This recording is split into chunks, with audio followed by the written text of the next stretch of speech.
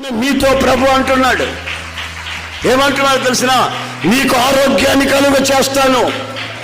అది మనస్సులో కానీ, శరీరంలో కానీ, ఆత్మలో కానీ, నీ గాయములో నేను మాన్పుతాను. దేవునికి స్తోత్ర. గాయములు పుండ్లై, రణాలై నీ వ్యక్తిగత జీవితాన్ని శాపంగా మారుస్తూ ఉంటే, రాత్రి మగల ఆలోచనలు నీవుంటే, నేను మాన్పుతాను. నేను రోషము గల దేవుణ్ణి. ఆమేన్. హల్లెలూయా. దేవుణ్ణి ఎరిగిన నీవు, సజీవుడైన యేసయ్యను ఎరిగిన నీవు, సమాజము మధ్యలో యేసయ్యే దేవుడిని ఒప్పుకోవాలి. ఆయన తప్ప వేరొక దేవుడు లేడు అని చెప్పాలి. ఆమేన్. వేరొక దేవుడు లేడు అని చెప్పాలి.